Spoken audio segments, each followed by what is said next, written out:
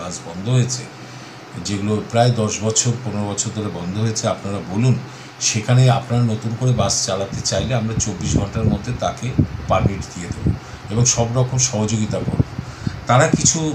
তারা এই সমস্যাগুলোর কথা বলেছে, অটো টোটো ছোটো গাড়ির সমস্যার কথা বলেছেন।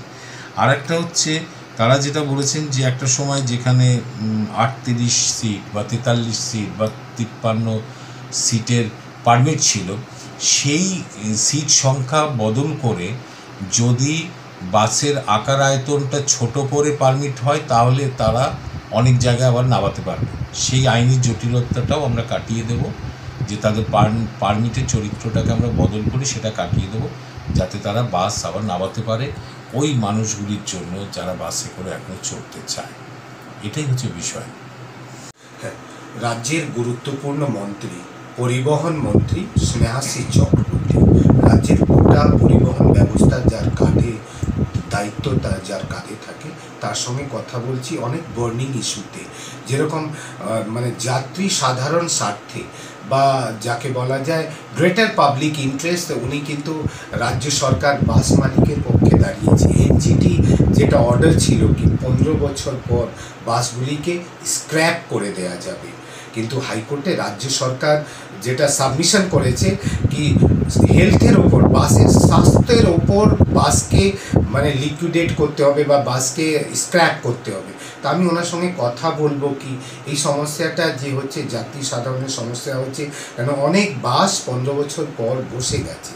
তো আপনাদের বা সরকার তরফ থেকে কী কী পদক্ষেপ নেওয়া হয়েছে? এটা ঘটনা 2008 সালের একটা অর্ডার ছিল, তৎকালীন বামফ্রন্ট সরকার এই পলিসি নিয়ে এসেছিল যে কেএমজি এলাকায় 15 বছরের উপরে যত বাণিজ্যিক গাড়ি আছে সেগুলোকে স্ক্র্যাপ করে ফেলতে হবে, এবং হাইকোর্ট তার উপরে শিলমোহর দিয়েছিল এবং ন্যাশনাল গ্রিন ট্রাইব্যুনালও সেটাকে শিলমোহর দিয়েছিল।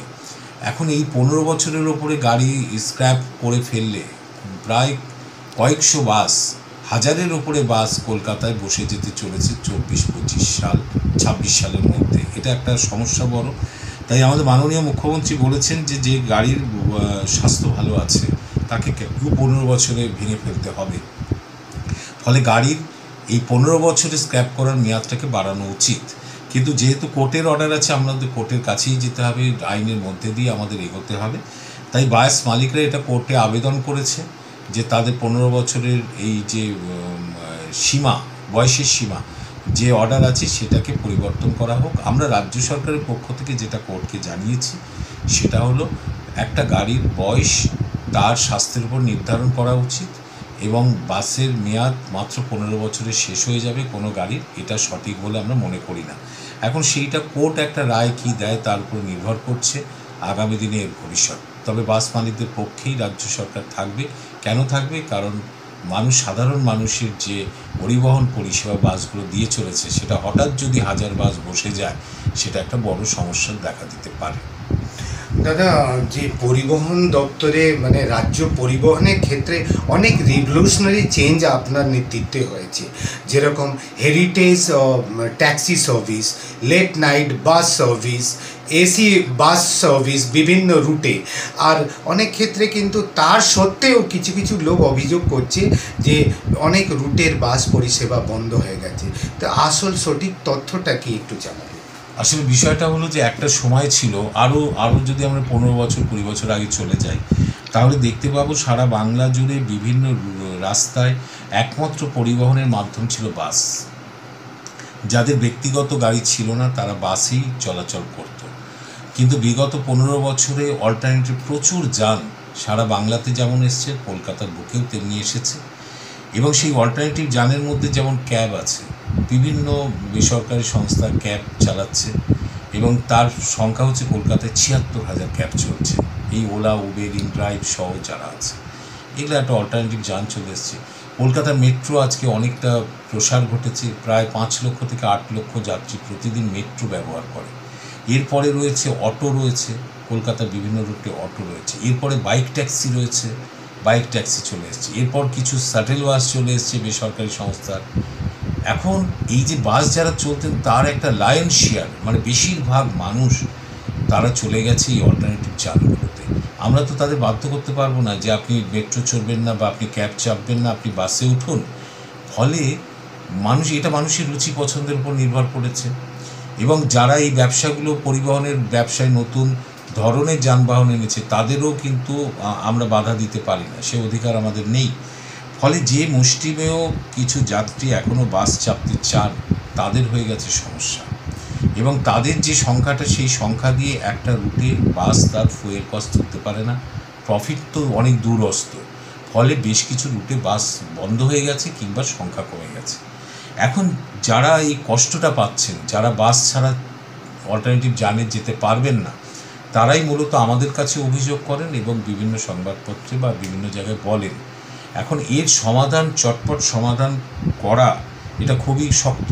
আমরা যেটা চেষ্টা করছি যে সরকারি বাসের সংখ্যাও বাড়াচ্ছি এবং ড্রাইভার কন্ট্রাক্টর আমরা নিয়োগ করলে বাসের সংখ্যা বাড়লে আমরা কিছু রুটে সরকারি বাস দিয়ে সামাল দেওয়ার চেষ্টা করব। পাশাপাশি বেসরকারি সংস্থার মালিকদের আমরা ডেকে বলেছিলাম যে আপনারা যে রুটগুলোতে বাস বন্ধ হয়েছে, যেগুলো প্রায় 10 বছর 15 বছর ধরে বন্ধ হয়েছে, আপনারা বলুন, সেখানে আপনারা নতুন করে বাস চালাতে চাইলে আমরা 24 ঘন্টার মধ্যে তাকে পারমিট দিয়ে দেবো এবং সব রকম সহযোগিতা করব। তারা এই সমস্যাগুলোর কথা বলেছেন, অটো, টোটো, ছোটো গাড়ির সমস্যার কথা বলেছেন। আর একটা হচ্ছে তারা যেটা বলেছেন যে একটা সময় যেখানে 38 সিট বা 43 সিট বা 53 সিটের পারমিট ছিল, সেই সিট সংখ্যা বদল করে যদি বাসের আকার আয়তনটা ছোট করে পারমিট হয় তাহলে তারা অনেক জায়গায় আবার নামাতে পারবে। সেই আইনি জটিলতাটাও আমরা কাটিয়ে দেব, যে তাদের পারমিটের চরিত্রটাকে আমরা বদল করে সেটা কাটিয়ে দেবো, যাতে তারা বাস আবার নামাতে পারে ওই মানুষগুলির জন্য যারা বাসে করে এখনও চড়তে চায়। এটাই হচ্ছে বিষয়। দাদা, যে 2026-এর নির্বাচন, আগামী বিধানসভা নির্বাচন একটি গুরুত্বপূর্ণ নির্বাচন। তার আগে কিন্তু মুখ্যমন্ত্রী মমতা ব্যানার্জি থেকে শুরু করে আপনাদের দলের শীর্ষ নেতারা তারা কিন্তু অভিযোগ করছেন বা তারা আশঙ্কা করছেন যে ভোটার লিস্টে গোলমিল করে বিজেপি যেরকম মহারাষ্ট্র বা দিল্লি ইলেকশনে বাজিমাত করেছে, সেই কায়দায় এখানে চক্রান্ত শুরু করে দিয়েছে। কিছু কিছু জায়গায় ভোটার লিস্টে আপনারা গড়মিলও পেয়েছেন, মৃত ভোটারকে জীবিত দেখিয়ে বা জীবিতকে মৃত দেখিয়ে বা অন্য রাজ্যের ভোটারকে এখানে। এই বিষয়টা কি, আপনারা কি এখানে তো গভর্নমেন্ট আপনার যে বাস বন্ধ হয়েছে, যেগুলো প্রায় 10 বছর 15 বছর ধরে বন্ধ হয়েছে, আপনারা বলুন, সেখানে আপনারা নতুন করে বাস চালাতে চাইলে আমরা 24 ঘন্টার মধ্যে তাকে পারমিট দিয়ে দেবো এবং সব রকম সহযোগিতা করব। তারা এই সমস্যাগুলোর কথা বলেছেন, অটো, টোটো, ছোটো গাড়ির সমস্যার কথা বলেছেন। আর একটা হচ্ছে তারা যেটা বলেছেন যে একটা সময় যেখানে 38 সিট বা 43 সিট বা 53 সিটের পারমিট ছিল, সেই সিট সংখ্যা বদল করে যদি বাসের আকার আয়তনটা ছোট করে পারমিট হয় তাহলে তারা অনেক জায়গায় আবার নামাতে পারবে।